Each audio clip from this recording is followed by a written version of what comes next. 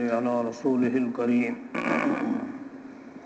ما الإحسان يا رسول الله صلى الله عليه وسلم قال أن تعبد الله كأنك تراه فإن لم تكن تراه فإنه يراك أو كما قال عليه الصلاة والسلام۔ حضرت نبی اکرم صلی اللہ علیہ وسلم کی بارگاہ اقدس میں ایک دفعہ سیدنا جبرائیل علیہ السلام تشریف لائے اور کچھ سوالات حضرت نبی اکرم صلی اللہ علیہ وسلم سے کیے۔ حضرت نبی اکرم صلی اللہ علیہ وسلم نے ان کے جوابات مرحمت فرمائے۔ ان سوالات میں ایک سوال یہ بھی کیا، مل احسان یا رسول اللہ، کہ احسان کیا چیز ہے یا رسول اللہ۔ پہلے ایمان کو پوچھا، اسلام کو پوچھا، پھر احسان کے بارے میں پوچھا کہ احسان کیا چیز ہے۔ حضرت نبی اکرم صلی اللہ علیہ وسلم نے فرمایا ان تعبد اللہ کأنک تراہ، اس طرح عبادت کرو گویا کہ تم اس اللہ کو دیکھ رہے ہو، جیسے ہماری آنکھوں کے سامنے ہو، اللہ ہمارے سامنے ہو تو اس وقت پھر بندے کا کیا حال ہوگا۔ اور اگر یہ کیفیت حاصل نہیں ہے تو کم از کم اتنا تو سوچ ہی سکتے ہو فإنہ یراک، کہ اللہ ہم کو دیکھ رہا ہے۔ یہ تصور تو قائم کر سکتے ہو، اس میں تو کوئی دشواری نہیں ہے۔ اور جب یہ احساس ہو کہ اللہ ہم کو دیکھ رہا ہے تو پھر انسان کی کیا حالت ہوگی۔ دنیا کے اندر بھی اگر آدمی کو معلوم ہے کہ میرا مالک مجھ کو دیکھ رہا ہے، فیکٹری میں وہ کام کر رہا ہے اور اسے معلوم ہے کہ مالک دیکھ رہا ہے، تو پھر اس کی کیا کیفیت ہوتی ہے۔ وہ سستی نہیں کرتا، کاہلی نہیں کرتا، کوئی غلط حرکت نہیں کرتا، وہ جانتا ہے کہ میرا مالک دیکھ رہا ہے۔ میں نے کوئی بھی حرکت کی تو وہ دیکھ رہا ہے، حساب میں گڑبڑ کی تو وہ دیکھ رہا ہے، کوئی سامان ادھر سے ادھر کیا تو وہ دیکھ رہا ہے۔ تو آدمی کتنا چست چالاک ہوشیار ہو کے رہتا ہے، کوئی ایسی حرکت نہ ہو جائے کہ جو مالک کی نظر میں میرے لیے ناگواری کا ذریعہ ہو۔ بس اسی طرح بندے کو یہ غور کرنا اور فکر کرنا اور ہمہ وقت اس کا استحضار رکھنا کہ اللہ دیکھ رہا ہے، یہ بہت اونچی چیز، بہت قیمتی عمل اور گویا کیمیا کی بوٹی ہے کہ اس کے ذریعے سے انسان کی پوری زندگی بدل جاتی ہے۔ اب اللہ کا شکر ہے یہاں ہم اور آپ سب موجود ہیں، نیک اعمال کی توفیق ہو رہی ہے، برائیوں سے حفاظت ہو رہی ہے، شیطان سے بھی حفاظت ہے۔ نفس تو یہاں بھی کچھ نہ کچھ ساتھ لگا ہوا ہے، لیکن شیطان سے اور خاص طور پہ بڑے بڑے شیاطین سے تو حفاظت ہو ہی رہی ہے۔ لیکن وہ شیاطین، بڑے بڑے شیاطین جو زنجیروں میں جکڑ دیے گئے اور بند کر کے ڈال دیے گئے، تو یقیناً وہ اندر اندر تو خار کھا رہے ہیں کہ یہ ہم سے کیسے بچ گئے، اور یہ سب بندے کیسے مسجدوں میں جا کر بیٹھ گئے، اور ہمارے پنجے سے کیسے ان کی حفاظت ہو گئی۔ اب وہ جیسے ہی اپنی مسجدوں سے نکلیں گے، اعتکاف سے نکلیں گے، ماہ مبارک کا سلسلہ ختم ہوگا تو ہماری قید و بند بھی ختم ہو جائے گی، تو پھر ہم ان کو کیسے اپنا بدلہ ان سے لیں گے۔ اور جو انہوں نے اب تک ہمارے پنجے سے بچے رہے تو پھر ہم ان کو کس طرح پھانسیں گے۔ تو وہ بھی اسی طرح کی ساری تدبیریں کر رہے ہیں۔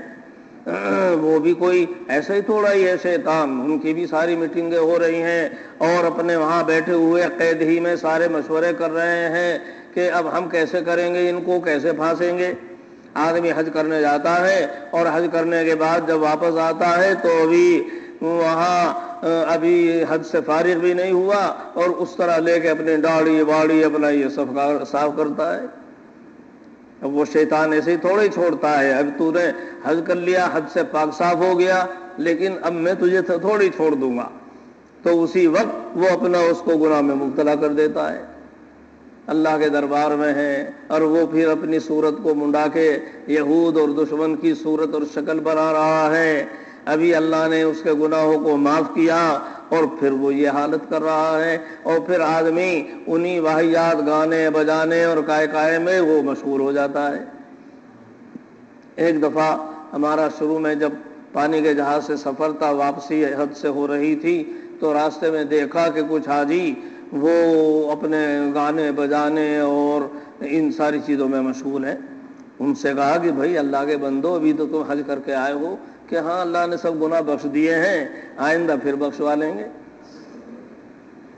تو یہ شیطان بھی تو بہت داؤ گرا ہے، وہ کوئی معمولی تو ہے نہیں، وہ تو بہت داؤ گرا ہے۔ وہ تو کس زمانے سے سب کو دیکھتا ہوا آیا ہے، علماء کو وہ دیکھتا ہے، اور بھائی بڑے بڑے مشائخ کو وہ دیکھتا ہے، اور ان مشائخ کے لیے بھی کیسے کیسے جال بچھاتا ہے، بڑے بڑے صوفیوں کے لیے، بزرگوں کے لیے، اور بڑے بڑے عبادت گزاروں کے لیے وہ سارے جال بچھاتا ہے۔ اب جتنے اعتکاف کرنے والے ہیں، رمضان رکھنے والے ہیں اور دوسرے عبادت گزار ہیں، وہ ان سب کے لیے وہ اپنے وہاں پہاڑوں پر اور سمندروں میں جو جھگڑے ہوئے پڑے ہیں، آپس میں تو وہ ملتے ہی ہوں گے، آپس کے تو ان کے مشورے چل ہی رہے ہوں گے کہ یہ بھی ذرا رمضان ختم ہو اور یہ اپنی مسجدوں سے نکلے، اعتکاف سے نکلے، اب ہم بھی پھر ان کو دیکھیں گے کہ کس طرح یہ ہمارے پنجے سے بچ جائیں گے۔ تو اب ہم یہاں سے تو اللہ کا شکر ہے ہم محفوظ رہے، لیکن اب یہاں سے جانے کے بعد اب ہم کیسے محفوظ رہیں گے، کیسے بچیں گے، اس کی بھی تو فکر کرنے کی ضرورت ہے۔ حضرت نبی اکرم صلی اللہ علیہ وسلم نے جو یہ ارشاد فرمایا ہے، انت عبد اللہ کانک تراہ فان لم تکن تراہ فانہ یراک۔ آدمی یہ تصور جما لے کہ اللہ ہم کو دیکھ رہا ہے، تو پھر ہر برائی سے بچنا آسان، شیطان کے پھندوں سے بچنا آسان، نفس کی سرکشی سے بچنا آسان۔ جب یہ تصور جما لے کہ میرا خدا مجھ کو دیکھ رہا ہے، میرا مالک مجھ کو دیکھ رہا ہے۔ جب دنیا کا مالک دیکھ رہا ہے تو ملازم گڑبڑ نہیں کرتا، اور جب وہ مالک حقیقی دیکھ رہا ہے تو پھر آدمی کوئی گڑبڑ کیسے کرے گا؟ تو چنانچہ یہ ایسی چیز ہے کہ آدمی تنہائی میں ہو، جنگل میں ہو، بیابان میں ہو، رات میں ہو، اندھیرے مکان میں ہو، لیکن برائی سے بندہ محفوظ رہتا ہے جب یہ تصور ہوتا ہے کہ میرا خدا مجھ کو دیکھ رہا ہے، میرا خدا مجھ کو دیکھ رہا ہے۔ سیدنا یوسف علیہ السلام کے لیے زلیخا نے جس کے مکان میں رہتے ہیں، حسن و جمال کی ملکہ ہیں، لیکن کیسے اس نے جال بچھائے اور کیسے اس نے حضرت کو پھانسنے کے لیے مکانات بنوائے، مکانوں میں قفل ڈال دیے، تالے ڈال دیے، اور 7 تالوں کے اندر لے جا کر اور پھر وہاں اس نے اپنی محبت کا اظہار کیا اور برائی پر آمادہ کرنا چاہا۔ دروازے بند ہیں، 7 قفل لگے ہوئے ہیں، کسی کے آنے کا کوئی سوال نہیں ہے، کوئی دیکھنے والا بھی نہیں ہے، اور جو برائی کے لیے آمادہ کر رہی ہے وہ حسن و جمال کی ملکہ ہے، اور وہی اسی کے مکان میں رہ رہے ہیں، ظاہر ہے، اور اپنے وقت کی گویا وزیر اعظم کی بیگم۔ اب تمام کی تمام چیزیں ہیں، اب آدمی کا بچنا اس سے کوئی آسان نہیں ہے، اور پھر ادھر جیل کی دھمکیاں بھی ہیں، اگر میرے مقصد کو پورا نہیں کیا تو یہ شاہی مکانوں سے نکلواؤں گی، یہ ساری سہولت اور راحت اور یہاں کا شاہانہ انتظام ان سب سے نکال کر وہاں جیل کی کوٹھیوں میں ڈلوا دوں گی، اور ایسا کر دوں گی اور ویسا کر دوں گی۔ ادھر مستقبل کے لیے یہ تمام پریشانیاں، جیل کی کوٹھڑیاں، جیل کی تنگیاں اور وہاں کی مشقت، لیکن ان سب کے باوجود یہ استحضار کہ میرا خدا مجھ کو دیکھ رہا ہے۔ حضرت سیدنا یوسف علیہ السلام جواب دیتے ہیں، معاذ اللہ، اللہ کی پناہ، اللہ کی پناہ، میں تو اللہ سے ڈرتا ہوں، مجھے تو اللہ کا ڈر ہے، اللہ تو دیکھ رہا ہے، میں یہ بے حیائی کا کام، بے غیرتی کا کام، یہ خیانت کا کام میں نہیں کر سکتا۔ جیل کی کوٹڑی، وہاں شاہی محلات کے اندر قفل لگے ہوئے ہیں، لیکن سیدنا یوسف علیہ السلام جواب دیتے ہیں، معاذ اللہ، ہرگز میں اس کے قریب نہیں جا سکتا، اور دعا مانگتے ہیں، رب السجن احب الی مما یدعوننی الی، پروردگار مجھے جیل میں جانا پسند ہے، تیری اطاعت اور فرما برداری کے ساتھ جیل میں جانا گوارا ہے، تیری نافرمانی کے ساتھ یہ شاہی راحت، شاہی محلات اور شاہی کر و فر یہ مجھے پسند نہیں ہے، تیری نافرمانی کے ساتھ۔ تیری فرما برداری کے ساتھ جیل میں رہوں، جیل کی کوٹڑی میں رہوں گوارا ہے۔ سنانچہ جیل میں ڈال دیے گئے، لیکن اللہ کے لیے سب کچھ کیا۔ 9 برس یا 10 برس کی جیل بھی کاٹی، لیکن خدا تو دیکھ رہا تھا کہ میرے لیے میرا بندہ یہ قربانی دے رہا ہے۔ اللہ تعالیٰ جیلوں سے نکالتا ہے، اور جیل سے نکال کر اللہ پورے ملک کا ان کو بادشاہ بناتا ہے۔ پورے ملک مصر کی بادشاہت اللہ عطا فرماتے ہیں، اور وہاں کے تخت سلطنت پر سیدنا یوسف علیہ السلام کو اللہ تعالیٰ لا کر بٹھاتے ہیں۔ اللہ کے لیے قربانی دینا اور برائی سے اپنے آپ کو بچانا، یہ بہت بڑی چیز ہے، اور یہ استحضار کہ میرا اللہ مجھ کو دیکھ رہا ہے۔ جب یہ استحضار ہوگا تو آدمی گناہ سے بچے گا، چاہے کیسی تنہائی میں ہو، کوئی دیکھنے والا نہ ہو۔ حضرت سیدنا فاروق اعظم عمر ابن خطاب رضی اللہ عنہ رات کو گشت کر رہے ہیں، مدینے کی گلیاں ہیں، رات کا اندھیرا ہے، ایک مکان کے پاس سے گزرتے ہیں، وہاں دیکھا کہ کوئی اندر سے آواز آ رہی ہے۔ دیکھا تو والدہ کہہ رہی ہے بیٹی سے کہ بیٹی دودھ میں پانی ملا دے، دودھ میں پانی ملا دے، دودھ کم ہے، گاہکوں کو دینا ہے۔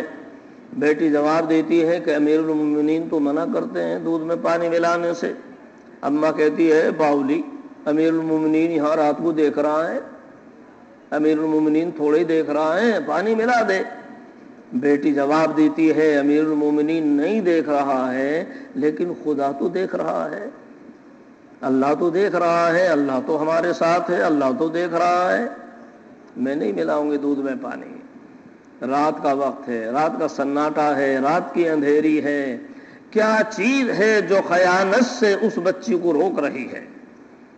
اماں کہہ رہی ہے، اماں تقاضا کر رہی ہے، لیکن وہ کہتی ہے کہ نہیں، میرا خدا دیکھ رہا ہے، اللہ تو دیکھ رہا ہے، میں تو یہ کام نہیں کر سکتی۔ فاروق اعظم مکان کا نشان ذہن میں رکھتے ہیں، صبح اپنے بیٹے کو بلاتے ہیں اور بیٹے کو کہتے ہیں کہ فلاں لڑکی کو تم پیغام دو۔ چنانچہ بیٹا پیغام دیتا ہے، حضرت عاصم اور اس بیٹی سے نکاح کرتے ہیں، اور یہی وہ بیٹی ہے کہ اس کے ذریعے سے ایک لڑکی پیدا ہوتی ہے کہ اس کا نام ام عاصم رکھا جاتا ہے، اور وہ والدہ بنتی ہے فاروق ثانی حضرت عمر بن عبدالعزیز رضی اللہ تعالیٰ عنہ کی، کہ جو پورے ملک کو عدل و انصاف سے بھر دیتا ہے۔ اللہ ایسا شہسوار اور ایسا برگزیدہ بندہ اس کے پیر سے اور اس کی نسل سے اللہ پیدا کرتا ہے۔ تو یہ اللہ دیکھ رہا ہے، یہ تصور آدمی کو کیسا ہی بھی ہو، جنگل میں ہو، بیابان میں ہو، اسٹیشن پہ ہو یا پہاڑوں پر کہیں ہو، کوئی اندر باہر کا کوئی ہو کہ نہیں، لیکن یہ تصور آدمی کو برائی سے روکتا ہے، بڑے سے بڑا گناہ سے آدمی محفوظ رہتا ہے جب یہ تصور انسان کے اندر قائم ہوتا ہے۔ مصر کے اندر ایک یوسف نامی ایک شخص نوجوان گزرا، وہ یوسف مشکی سے مشہور ہوئے، نام بھی ان کا یوسف تھا، حسن و جمال میں بھی اپنے زمانے میں یکتا۔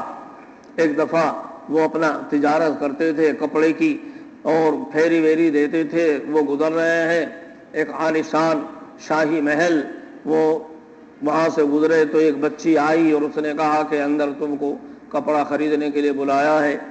یہ سوچا ان کا تو کام ہی تھا کپڑے بیچنا، اور لوگ خریدتے ہیں بلاتے ہیں گھر میں، یہ وہاں گئے اور وہاں گھر میں دیکھا کہ وہاں تو کوئی اور نہیں ہے، ایک انتہائی حسین جمیل جوان لڑکی موجود ہے، اور ایک دم اس نے اپنی طرف ان کو متوجہ کیا اور ایک دم مسکراہٹوں کے ساتھ استقبال کیا، اور ادھر دروازے بند کرا دیے اور کہا میں تو بہت مدت سے منتظر تھی اور ایک زمانے سے تم کو گزرتے ہوئے دیکھتی تھی، اور میں تو تمہارے اوپر دل و جان سے فریفتہ تھی، اور میں چاہتی تھی کسی وقت میں موقع ملے اور پھر میں اپنی تمنا پوری کروں۔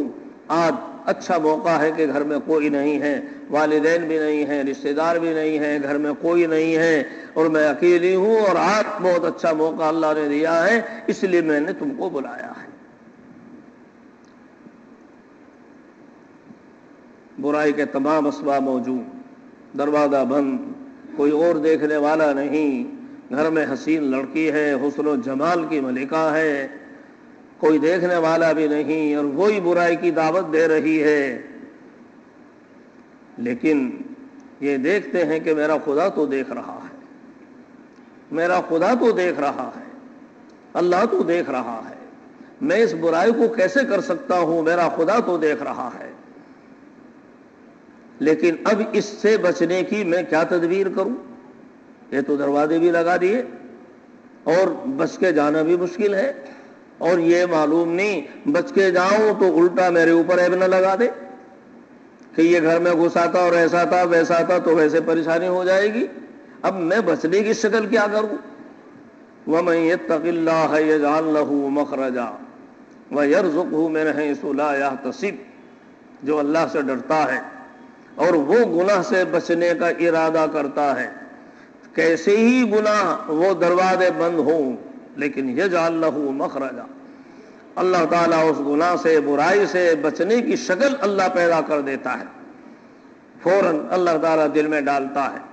انہوں نے کہا کہ ہاں بہت اچھا ہے، لیکن مجھے ذرا تقاضا استنجے کا ہو رہا ہے، میں استنجے سے فارغ ہو جاؤں تو پھر اطمینان سے ملاقات کریں گے۔ کہ ہاں ہاں بہت اچھا، خادمہ کو کہا ہو جاؤ بیت الخلاء کا کھولو۔ اب یہ گئے اور وہاں بیت الخلاء میں جا کر، اور جو وہاں نجاست پڑی ہوئی تھی وہ تمام کی تمام لی اور پورے بدن کے اوپر اس کو لسیڑ لیا، اپنے چہرے پر، بدن پر، اس پہ پوری غلاظت اور نجاست کو لسیڑ لیا۔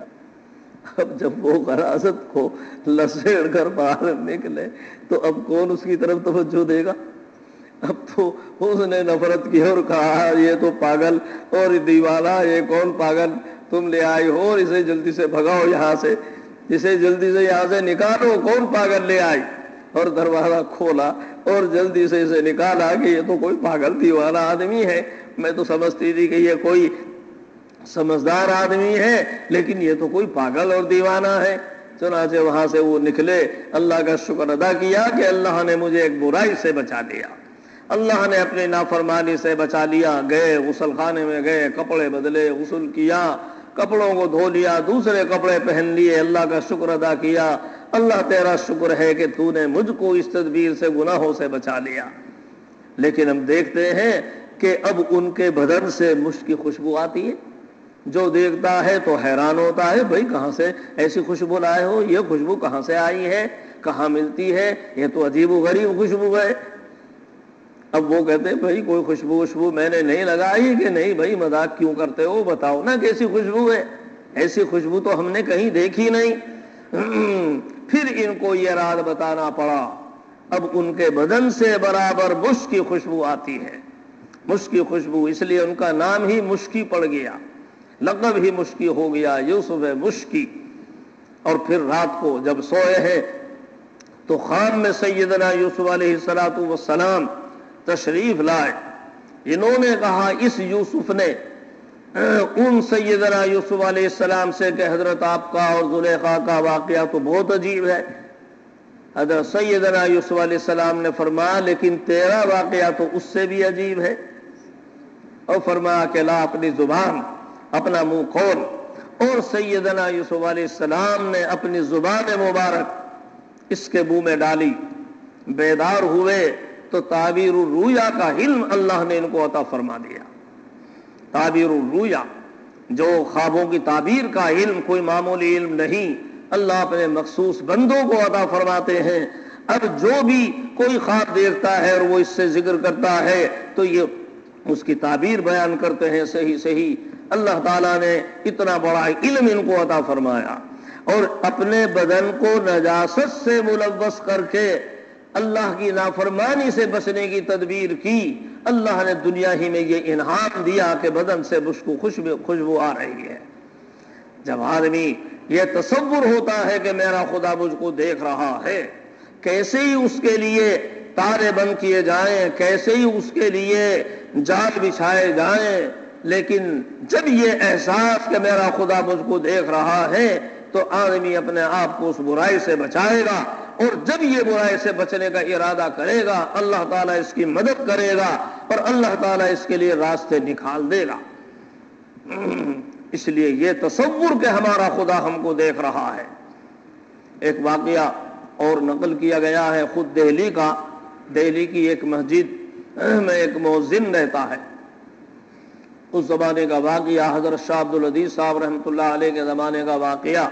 اپنا وہ کتاب دیکھ رہا ہے. ایک جگہ بارات تھی اور اس میں مرد اور عورتیں سب جمع تھے. ایک بڑے خاندان کی حسین لڑکی وہ بھی تھی. جیسے بہت سارا آج بیاہ شادیوں میں سلسلہ ہے. اتفاق سے بارش آ گئی اور طوفان آ گیا. سب لوگ وہاں سے بھاگے دوڑے بارش سے بچنے کے لیے, طوفان سے بچنے کے لیے. کوئی کہیں گھسا کوئی کہیں گھسا, اور یہ لڑکی جو وہاں سے گھسی تو دیکھا کہیں اور راستہ نہیں ہے, یہ مسجد کا حجرہ ہے, اور یہ بیچارہ ایک مؤذن بیٹھا کتاب دیکھ رہا ہے, چراغ جلا ہوا ہے. اس بارش اور طوفان سے بچانے کے لیے اپنے آپ کو وہاں گھس گئی. باہر طوفان ہے, کوئی باہر کا آدمی آنے والا نہیں ہے, اور حسن و جمال اعلیٰ درجے کا, جوانی اونچے درجے کی. یہ جوان لڑکا یہ بھی خوبصورت اور وہ بھی جوان, شیطان دونوں کو ابھارتا ہے. تو اچھا موقع ہے, باہر سے کوئی آنے والا نہیں, کوئی دیکھنے والا نہیں, اور لڑکی بھی متوجہ ہونا چاہتی ہے ادھر کہ یہ تو آج اچھا موقع ہے. لیکن وہ طالب علم ہے, وہ سوچتا ہے کہ تنہائی ہے, کوئی نہیں ہے دیکھنے والا, لیکن خدا تو دیکھ رہا ہے. اللہ معی, اللہ تو دیکھ رہا ہے. اللہ کہاں چلا گیا؟ اللہ تو دیکھ رہا ہے. کوئی دیکھنے والا دنیا کا آدمی تو نہیں, لیکن جو میرا مالک اور خالق ہے وہ تو دیکھ رہا ہے. میں کیسے اس کی طرف متوجہ کروں؟ وہ لڑکی بار بار اپنی طرف متوجہ کرنا چاہتی ہے, اور ان سے بات چیت کے لیے اور مسکراہٹوں کے ساتھ, لیکن یہ ہے کہ یہ اپنا چہرہ پھیر لیتا ہے اور اس کی طرف متوجہ نہیں ہوتا.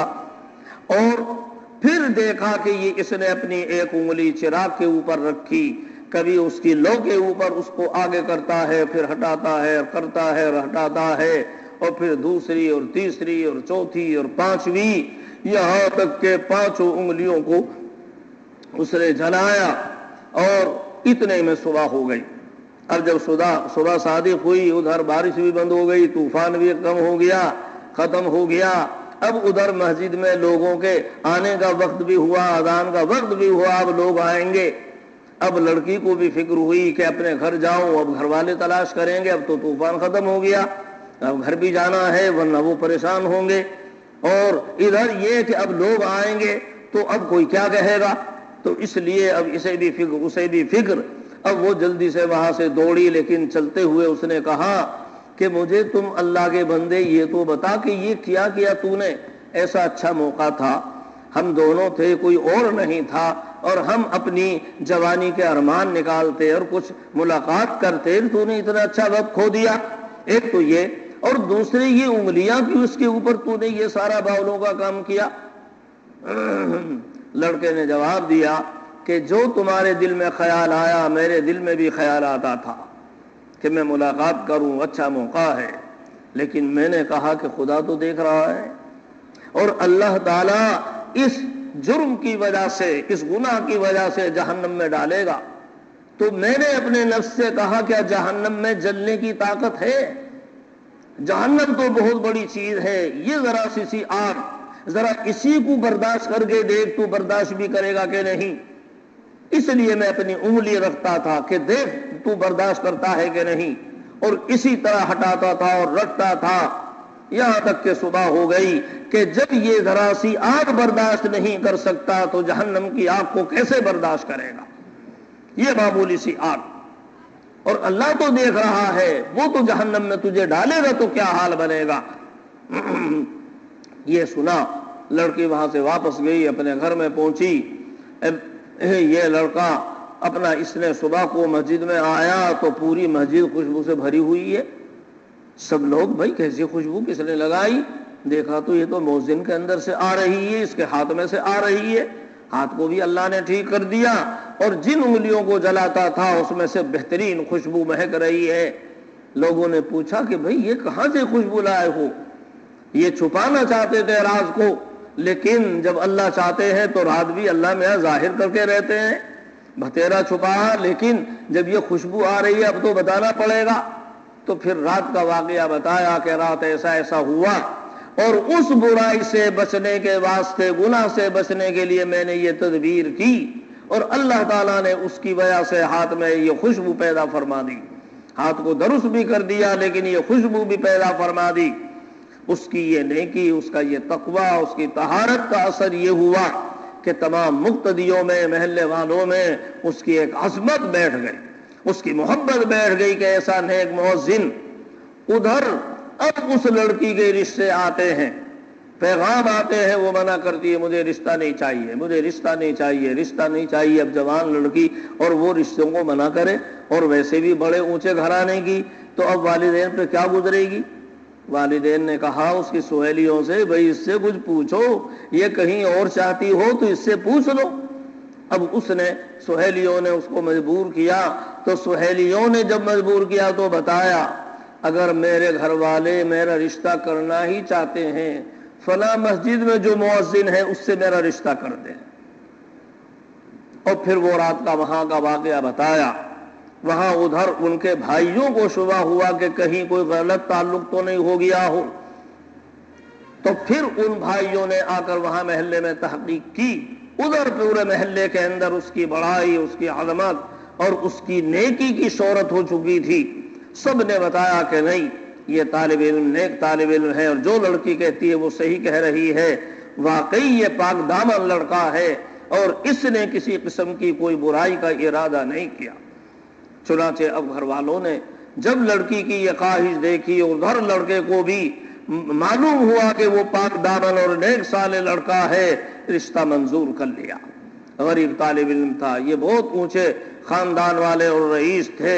لڑکے کو بلایا گیا، ان کو غسل دیا اور کپڑے بدلوائے، اور ان کے لیے کاروبار کا انتظام کیا، مکان کا انتظام کیا، اور انہوں نے اپنی بیٹی سے اس کا نکاح کر دیا۔ اللہ تعالیٰ آخرت میں تو دیتا ہی ہے لیکن دنیا میں بھی دیتا ہے کہ تم نے گناہ سے بچنے کا ارادہ کیا، اب ہم حلال طریقے پہ تم کو دیتے ہیں۔ اور حلال طریقے پہ کیا دیتے ہیں؟ اب ہم اس کے لیے رہنے کا مکان بھی دیتے ہیں، اخراجات کے لیے کاروبار بھی دیتے ہیں۔ تم طالب علم، تم کہاں سے یہ سب کچھ برداشت کرتے؟ اس لیے اب ہم مکان بھی دیتے ہیں، اور مکان والی کے لیے مکان بھی دیتے ہیں، کاروبار بھی دیتے ہیں اخراجات کے لیے۔ اللہ کی کتنی بڑی قدرت ہے۔ جب بندہ ذرا سی قربانی دیتا ہے، اللہ کی رحمت بندوں پر کیسی متوجہ ہوتی ہے۔ ایک عالم نوجوان مکۃ المکرمہ میں وہاں گیا ہوا ہے، اس کا قیام ہے۔ اس نے دیکھا کہ بہت عمدہ قسم کا ہار پڑا ہوا ہے، ہیرے جواہرات سے وہ جڑا ہوا ہے، ایک ایک ہیرا لاکھوں کی قیمت کا۔ اس کو یہ ہار ملا، ادھر نفس کہتا ہے کہ بڑی قیمتی چیز مل گئی، کسی کو پتا بھی نہیں، کوئی دیکھنے والا بھی نہیں، لیکن دل کہتا ہے کہ خدا تو دیکھ رہا ہے۔ تم نے اگر اس کو چھپا لیا، کوئی دنیا کا دیکھنے والا نہیں، لیکن خدا تو دیکھ رہا ہے۔ خدا چاہے گا تو کہیں بھی تمہیں رسوا کر دے گا، خدا تو دیکھ رہا ہے۔ اب جب یہ تصور آیا کہ خدا تو دیکھ رہا ہے، بے چین ہو گئے، یہ مجھے نہیں رکھنا، کروڑوں کی قیمت کا ہے، لیکن خدا کی نافرمانی کے ساتھ یہ قیمتی خزانہ مجھے نہیں رکھنا۔ چنانچہ وہ تلاش میں رہا کہ کہیں اس کا مالک مجھ کو ملے۔ دیکھا کہ کوئی کچھ دن کے بعد کہ ایک شخص تاجر وہ تلاش کر رہا ہے، لوگوں سے ذکر کر رہا ہے کہ بھائی اس طرح میرا ایک ہار گم ہو گیا، اتنا قیمتی تھا، اور وہ بہت ہیرے جواہرات کا تھا، اور بھائی سے نیچے کرو، یہ کیا موبائل تم نے لگا لیے ہیں؟ چنانچہ اب ان کو معلوم ہو گیا کہ ہو سکتا ہے یہ تو انہی کا ہو۔ ان سے پوچھا، عطا پتا پوچھا، نشان پوچھا، سارے نشان صحیح نکلے۔ وہ لا کے اس نے ہار جو لاکھوں کروڑوں کی قیمت کا تھا لا کے پیش کر دیا۔ یہ بہت بڑے تاجر تھے۔ اب وہ بہت خوش ہوا، اور 500 اشرفیاں، اشرفی تو سونے کا سکہ ہوتا تھا، نکال کر ان کو پیش کی انعام میں۔ اس نے کہا یہ کیا؟ کہ میں نے نیت کی تھی کہ اگر کسی نے مجھ کو میرا ہار دیا تو 500 اشرفیہ انعام میں دوں گا۔ کہا کہ یہ تمہاری ان اشرفیوں کے لیے میں نے تھوڑا ہی کیا ہے، یہ تو اپنے خدا کے لیے کیا ہے، مجھے انعام اپنے خدا سے لینا ہے، تمہاری ان اشرفیوں کا مجھے کیا کرنا ہے؟ ان اشرفیوں کی فکر ہوتی تو میں سارا ہی نہ رکھ لیتا۔ بھتیری تاجر نے خوشامد کی کہ رکھ لے، میں خوشی سے دے رہا ہوں کہ نہیں، میں نے اتنا جو قربانی دی ہے تیری اشرفیوں کی وجہ سے نہیں دی ہے، یہ تو خدا کے لیے دی ہے، مجھے تو ایک پیسہ نہیں چاہیے، یہ میں نے جو کچھ کیا اپنے خدا کے لیے کیا ہے، خدا ہی سے بدلہ لینا ہے، اور خدا دے گا تو اپنی شان کے مطابق دے گا۔ چنانچہ تاجر نے بھتیری کوشش کی لیکن یہ کسی طرح لینے کے لیے تیار نہیں ہوا۔ آخر وہ تاجر واپس چلا گیا اپنے وطن۔ اب اللہ کی قدرت دیکھو، جو اللہ کے لیے قربانی دیتا ہے اللہ تعالیٰ اس کے لیے کیسے راستے کھولتا ہے، اور دنیا میں بھی اللہ تعالیٰ اس کا بہترین بدلہ کس طرح دیتا ہے۔ اب اس عالم کو سفر پیش آیا، نوجوان ہے، خوبصورت ہے، سفر پیش آیا، سمندر کا سفر، اتفاق کے راستے میں طوفان آ گیا، چھوٹے چھوٹے جہاز ہوتے تھے، جہاز ٹوٹ گیا، ایک تختے پہ بہتا ہوا یہ نوجوان ایک طرف کنارے کنارے پہنچ جا رہا ہے، ایک جزیرہ وہاں قریب میں، لوگوں نے دیکھا بھئی ایک نوجوان یہ بیچارہ نیک آدمی کوئی عالم یہ سمندر میں بہ رہا ہے، انہوں نے وہاں اس کو اٹھا لیا، نکال لیا، اور پھر وہاں سے لے کر وہ اپنی بستی میں گئے، ایک بہت وہاں ایک جزیرہ تھا تاجروں کا، وہاں لے گئے، وہاں اتفاق سے وہاں کے امام صاحب کا انتقال بھی ہو گیا تھا، انہیں امام کی ضرورت بھی تھی، اور دیکھا کہ یہ بیچارہ مسافر اور یہ کس طرح بیچارہ مصیبت کا مارا، بھائی تم یہاں نماز پڑھا دیا کرو، نماز پڑھانا شروع کر دی، بچوں کو پڑھا دیا کرو، بچے پڑھانے شروع کر دیے، اس کی نیکی، اس کے علم، اس کے عمل، اس کے تقوی سے متاثر ہو کر لوگوں نے چاہا کہ بھئی ایسا عالم کہاں مل رہا ہے، اور یہ تو کسی طرح اسے یہاں رکھنا چاہیے، اور اگر یہ چلا گیا تو ہم سب محروم ہو جائیں گے۔ اب اس کو رکھنے کی کیا کوشش کریں، پیروں میں بیڑی ڈالو، پیڑوں میں بیڑی کیسے ڈالیں، اس کا نکاح کر دو یہاں، جب نکاح ہو جائے گا تو پھر کہاں جائے گا، یہیں گھر ہو جائے گا، یہیں رہنا سہنا ہوگا، گھر ور کو بھول جائے گا، یہاں رہے گا تو ہماری بستی سے ہمیں محرومی نہیں رہے گی، یہاں رہے گا ہماری بستی میں۔ بہت اچھا بھائی، اس کے لیے کوئی اچھی لڑکی تلاش کرو، یہ دیکھو کتنا اچھا ہے، خوبصورت ہے، کوئی اچھی لڑکی۔ ادھر وہاں ابھی ایک تاجر کا انتقال ہوا تھا، بہت بڑا تاجر، اور اس کی وہ یتیم لڑکی، یعنی اس کی ایک جوان لڑکی جو اس نے چھوڑی، وہ انتہائی حسن و جمال والی، اور اس کو رشتے کی ضرورت تھی، اور اس کا جو باپ تھا وہ چاہتا تھا کہ کوئی نیک رشتہ ملے۔ چنانچہ لوگوں نے مشورہ کیا کہ بھائی اسے رشتے کی ضرورت ہے، اور اس سے اچھا لڑکا کون ملے گا، اور اس کے لیے اس سے اچھی لڑکی کون ملے گی، لڑکی بھی ہے، حسن و جمال بھی ہے، اور بھائی دولت بھی ہے، مکانات بھی ہیں، ساری چیزیں ہیں۔ چنانچہ لڑکی سے بات کی، تیار ہو گئی، لڑکے سے بات کی، تیار ہو گئی، دونوں کا نکاح ہو گیا۔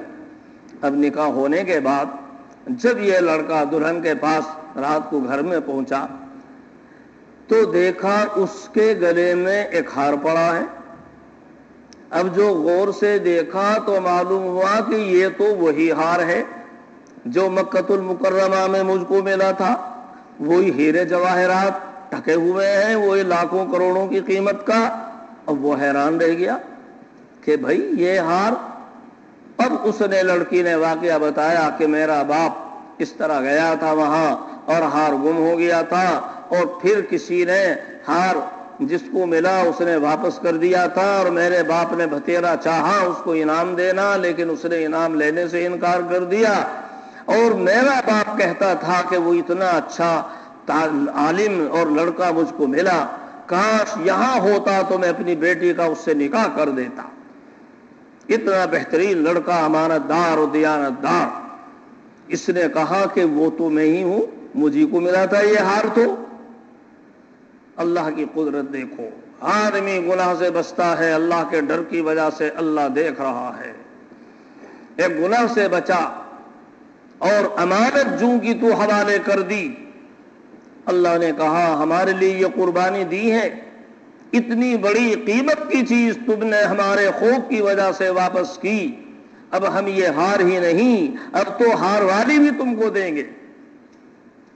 جب تو تم ہار لے کے رکھتے اور معلوم نہیں اس ہار کے اندر کیا الا بلا ہوتی، کیسی کیسی مصیبت آتی، لیکن اب ہار ہی نہیں، اب تو ہم ہار کے ساتھ ہار والی بھی دیں گے۔ چنانچہ اللہ تعالیٰ نے ہار بھی دیا، ہار والی بھی عطا فرمائی، اور اس کے لیے مکان اور کوٹھی اور کاروبار وہ سب بھی اللہ تعالیٰ نے عطا فرما دیا۔ تو یہ تصور کہ میرا خدا مجھ کو دیکھ رہا ہے، آدمی کسی جگہ بھی ہو، جنگل میں، بیابان میں، اور پہاڑوں پر اور سمندروں میں، لیکن یہ تصور کہ میرا خدا مجھ کو دیکھ رہا ہے، جب آدمی اپنے اندر یہ تصور کو قائم کر لے گا، اب کوئی شیطان، کوئی نفس اس کو برائی کی طرف آمادہ نہیں کر سکتا، چاہے مرد ہو یا عورت ہو، لڑکا ہو یا کوئی جوان ہو یا بوڑھا ہو۔ جب یہ تصور قائم ہو جائے گا کہ میرا خدا دیکھ رہا ہے۔ سیدنا عبداللہ ابن عمر رضی اللہ تعالی عنہ سفر میں جا رہے ہیں، راستے میں دیکھا کہ ایک نوجوان لڑکا بکریوں کا ریوڑ لیے ہوئے جا رہا ہے۔ انہیں کھانا کھانا تھا، دودھ کی ضرورت تھی۔ اس لڑکے اس سے پوچھا، ملازم سے، چرواہے سے، ارے بھائی تو اپنی کسی بکری کا دودھ دے دے گا ہم کو؟ اس نے کہا کہ دیکھو حضور، میں ان بکریوں کا مالک نہیں ہوں، میں تو ملازم ہوں، چرواہا ہوں، مجھے دودھ دینے کا حق نہیں ہے۔ تو اس نے کہا، حضرت عبداللہ ابن عمر رضی اللہ عنہ نے، اے اللہ کے بندے، یہاں کون تجھے دیکھ رہا ہے؟ یہاں کون تو تیرا مالک دیکھ رہا ہے جو تجھے پکڑ کرے گا؟ وہ کہتا ہے فَأَيْنَ اللَّهُ، پھر اللہ کہا ہے، اللہ تو دیکھ رہا ہے، مالک نہیں دیکھ رہا، خدا تو دیکھ رہا ہے، میں کیسے دے سکتا ہوں؟ انہوں نے سوچا کہ یہ لڑکا تو بڑا سمجھدار اور کوئی صحیح معلوم ہوتا ہے۔ کھانا کھا رہے تھے، اس سے کہا کہ اچھا آ تو ہمارے ساتھ کھانے میں تو شریک ہو جا۔ وہ کہتا کہ میں کھانا نہیں کھا سکتا، میں روزے سے ہوں۔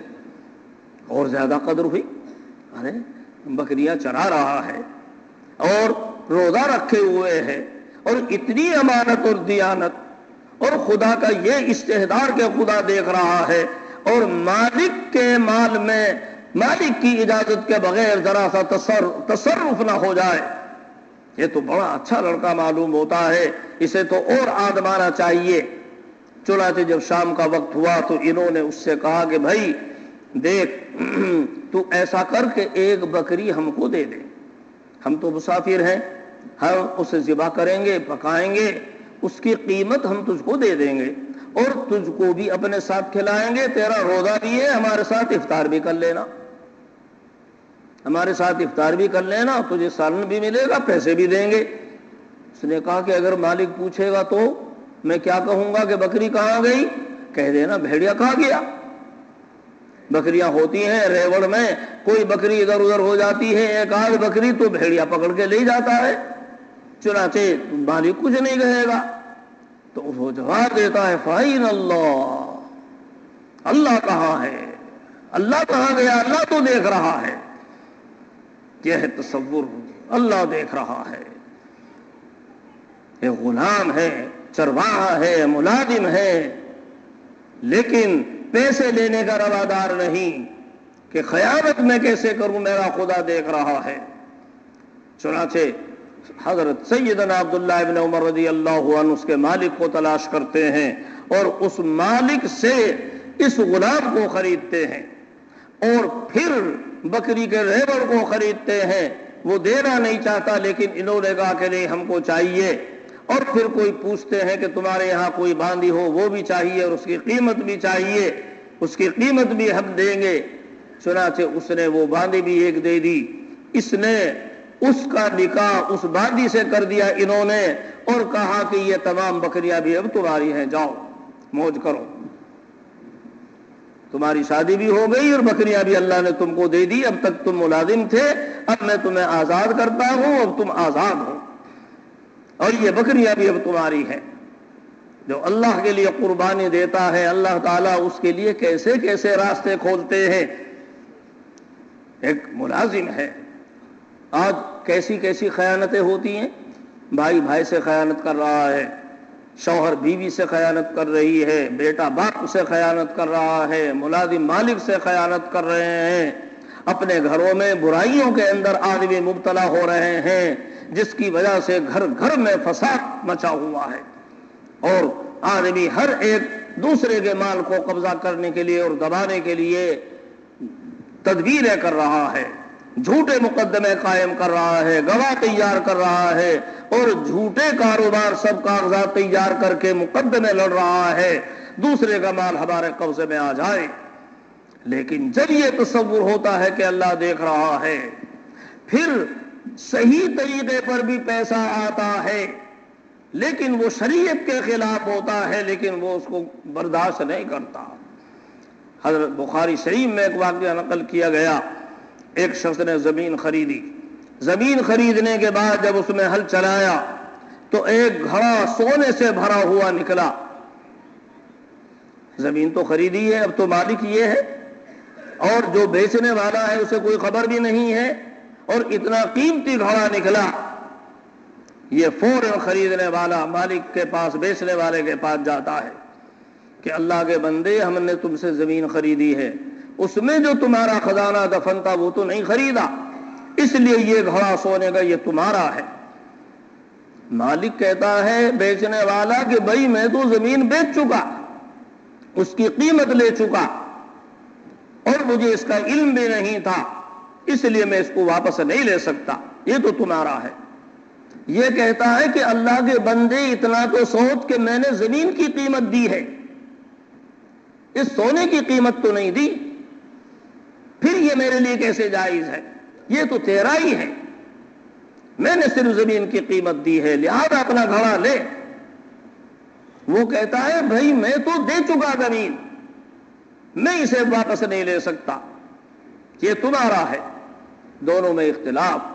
اب تو یہ ہوتا ہے کہ میرا ہے، وہ کہتا ہے کہ میرا ہے، اور غلط گواہ تیار کیے جاتے ہیں اور مقدمے لڑے جاتے ہیں، رشوتیں دی جاتی ہے۔ وہاں یہ کہ نہیں یہ تیرا ہے، وہ کہہ رہا ہے کہ تیرا ہے۔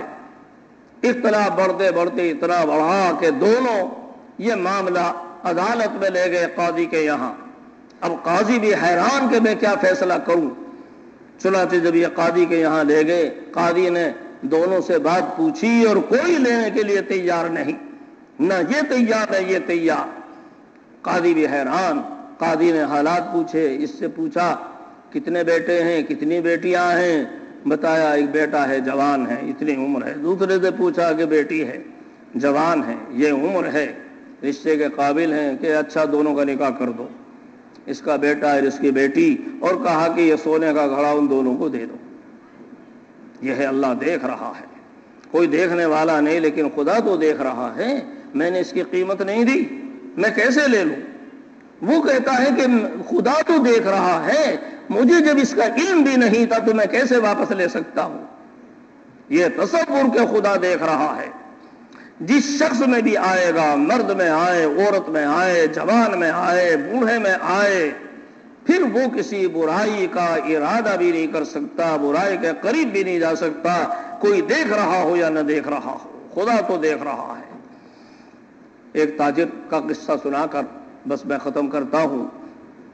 ایک تاجر دوسرے شہر میں انہیں جانا ہوتا تھا، تجارت کرتے تھے، تاجر جوان۔ اب ایسی حالت میں دوسری جگہ 15 دن 20 دن مہینہ بھر رہنا ہوتا ہے، پھر اس کے بعد اپنا واپس آتے ہیں۔ اب آدمی دوسری جگہ رہے مہینہ بھر تو شیطان ساتھ لگا ہوا ہے، نفس ساتھ لگا ہوا ہے، جوان آدمی ہے، اس لیے سوچا کہ بھائی اپنے ایمان کی حفاظت کے لیے اچھا ہے کہ ہم یہاں ایک شادی کر لیں، اور بیوی تو برداشت نہیں کرے گی، خاموشی کے ساتھ نکاح کر لیں یہاں، جب یہاں آئیں گے تو اپنا یہاں رہا کریں گے، اور گھر کی بھی دیکھ بھال رہے گی، اور اپنا یہ ہمارا ایمان بھی محفوظ رہے گا، وہاں جائیں گے تو وہاں اپنا رہیں گے، اور خاموشی سے اس کا کسی کو پتہ بھی نہیں چلے گا۔ چنانچہ بہت خاموشی کے ساتھ، رازداری کے ساتھ، کہ کسی کو پتہ نہیں چلے، بہت خاموشی سے رشتہ کر لیا، شادی ہو گئی۔ اب یہ چیزیں ایسی ہیں، کیسی رازداری ہو، کیسی رازداری ہو، لیکن کچھ نہ کچھ تو انداز ایسا ہوتا ہے کہ کچھ نہ کچھ تو راز ظاہری ہو کے رہتا ہے۔ چنانچہ جب یہ واپس آئے ہیں، اب حالانکہ انہوں نے نہیں بتایا بیوی کو کیسا ہے، یا گھر والوں کو یا کسی کو، لیکن بیوی وہ انداز سے کسی نہ کسی طرح سمجھ گئے کہ وہ پہلے والی اب کے بعد نہیں ہے، اور کچھ نہ کچھ کمی معلوم ہوتی ہے، اور نہ کچھ دال میں کالا معلوم ہوتا ہے، لیکن میں کیوں خواہ کہوں جب تک مجھے علم نہیں ہے، اور کسی بات کی تحقیق نہ ہو تو کیسے کہا جا سکتا ہے، اور کیوں خواہ بدمزگی پیدا کی، پہلے تحقیق تو ہو۔ چنانچہ ایک بوڑھی عورت کو تیار کیا کہ بھائی دیکھو یہ تو لے پیسے، اور یہ میرا شوہر فلاں شہر میں تجارت کرتا ہے، وہاں رہتا ہے، تو وہاں جا اور خاموشی کے ساتھ کسی کو پتہ نہیں چلے یہ رات نکال کر لا کہ میرے شوہر نے وہاں شادی وادی تو نہیں کر رکھی، کوئی شادی تو نہیں کی۔ یہ عورتیں بہت تیز ہوتی ہیں، یہ بوڑھی کٹنی یہ ساری حرکتیں کرتی ہیں۔ چنانچہ اس نے پیسے لیے اور وہ رازداری کے ساتھ اپنا سفر میں گئی، اور وہاں جا کر وہاں ٹھہری، اور وہاں ٹھہر کر اتا پتہ لگایا بھائی وہ فلاں تاجر آتا ہے، یہاں رہتا ہے، کہاں رہتا ہے، کس گھر میں رہتا ہے، اور گھر میں اب کون ہے۔ اب وہ اپنا اڑوس پڑوس سے اتا لگایا، پتہ لگایا، گھر میں پہنچی، وہاں وہ عورت ملی، اس سے ملاقات ہوئی، اور اسے پتہ بھی نہیں کہ یہ وہاں کی ہے کہاں کی ہے۔ اس سے بات میں اس طرح اس نے بات نکال لی کہ ہاں واقعی یہ اس کی دلہن ہے اور اس نے شادی کر رکھی ہے۔ جب پورا اطمینان ہو گیا، عطا پتہ اور بالکل تحقیق، اب یہ وہاں سے واپس آئی اور آ کے بیوی کو بتایا کہ ہاں یہ بات صحیح ہے، جو خدشہ تم کو تھا یہ اس نے تو شادی کر رکھی ہے، یہ نام ہے، یہ عطا ہے، یہ پتہ ہے، ایسی ہے، پورا عطا پتہ لا کر دے دیا۔ لیکن اب اس نے سوچا، اس بیوی نے، کہ جب اس نے مجھے نہیں بتایا اور پھر یہ کم سے کم میرے حق میں تو کوتاہی نہیں کر رہا ہے، میرا تو حق ادا کر رہا ہے، اب محبت سے بھی رہ رہا ہے، میں ظاہر کروں گی تو خواہ بدمزگی ہوگی، لڑائی ہوگی، جھگڑے ہوں گے، میں کیوں خواہ اپنا زندگی کو پریشانی میں ڈالوں۔ اس نے بھی برداشت کیا اور رات کو رات میں رکھا۔ اپنا سالوں گزر گئے اسی طرح، لیکن اتفاق چند سال کے بعد شوہر کا انتقال ہو گیا۔ اب شوہر کا انتقال ہوا، بڑا تاجر تھا، اب میراث میں عورت کو بھی حصہ ملتا ہے، اور عورت کا حصہ اگر ایک عورت ہے بیوی، اس کا حصہ ہے، ایک سے زائد ہیں تو وہ حصہ پھر ان دونوں یا تینوں میں مشترک ہوتا ہے۔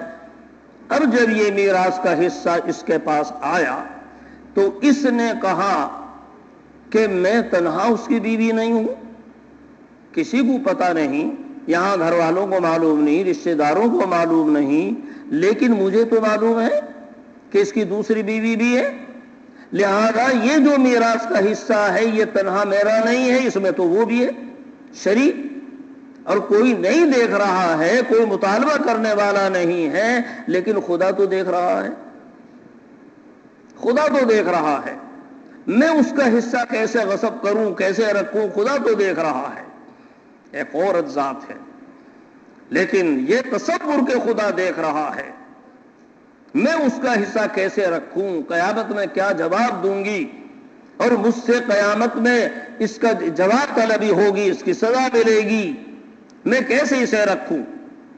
چنانچہ پھر اسی عورت کو بلایا، اور اسی عورت کو بلا کر پھر اسے کرایہ دیا، خرچ دیا، اور یہ میراث کا حصہ دو حصے کیے، جتنی بھی میراث بنتی تھی اس کے دو حصے کیے، اور ایک حصہ دے کر اس کے حوالے کیا، اور کہا کہ تجھے معلوم ہے کہ میرے شوہر کی دوسری بیوی فلاں شہر میں تجھے معلوم ہے، لہذا میری طرف سے یہ لے کر جا اور میری طرف سے پیغام دے، اور ایک خط بھی لکھ دیا جس میں لکھ دیا کہ تمہارے شوہر کا انتقال ہو گیا اور میں تم صبر کرو، میں نے بھی صبر کیا، اور یہ میراث کا حصہ جو مجھ کو ملا تھا چونکہ مجھے معلوم تھا تو اس لیے یہ تمہارا آدھا حصہ میں تمہارے پاس بھیج رہی ہوں۔ چنانچہ وہ آدھا حصہ لے کر وہاں پہنچتی ہے، دروازہ کھٹکھٹایا، دستک دی، اور وہاں جا کر یہ پورا مال وہاں اس عورت کے حوالے کیا، اور وہ خط بھی حوالے کیا۔ اب جب یہ خط پہنچا اور یہ مال پہنچا، اس کی آنکھوں میں آنسو آ گئے، اور اس نے جواب لکھا اور اس کو کہا کہ یہ تم واپس لے کر جاؤ اور اسی کو جا کر دو، اور اس نے خط میں لکھا کہ میری پیاری بہن تمہارے شوہر کا انتقال ہوا، انا للہ و انا الیہ راجعون۔ میں نے صبر کیا، تم بھی صبر کرو، لیکن مجھے حیرت ہے، ہمارا یہ نکاح انتہائی رازداری کے ساتھ ہوا تھا اور ہمیں انداز تھا کہ کسی کو اس نکاح کا علم نہیں، لیکن معلوم ہوا کہ یہ راز تم کو معلوم تھا، اور اتنی مدت اور اتنے برسوں تک کبھی تم نے اس کا اظہار تک نہیں کیا اور تم نے اس کو چھپائے رکھا اور برداشت کیا۔ میں تم کو اس پر مبارکباد دیتی ہوں، اور تمہارے اس اخلاق پر اور صبر پر اور تحمل پر، اور یہ جو میراث کا مال میرے پاس بھیجا ہے، یہ تمہارے تقوی، طہارت اور پاکیزگی کی بات، اس پر بھی میں مبارکباد دیتی ہوں۔ لیکن میں تم کو بتاتی ہوں کہ اس دفعہ جب آپ کے شوہر، میرے شوہر یہاں آئے تھے تو وہ مجھ کو طلاق دے کر گئے تھے، اور طلاق ہو چکی تھی، عدت گزر گئی، لہذا اب یہ جو مال ہے میں اس کی مستحق نہیں ہوں، یہ مال تم کو واپس کرتی ہوں اور یہ مال تم کو مبارک ہو۔ میں اس مال کو نہیں رکھ سکتی چونکہ وہ مجھے طلاق دے کر گئے ہیں، اس لیے میں اب اس کی مستحق نہیں ہوں۔ یہ ہے خدا دیکھ رہا ہے، وہاں اس کو وہ سامان بھیجنے کے لیے کیا چیز ابھار رہی ہے؟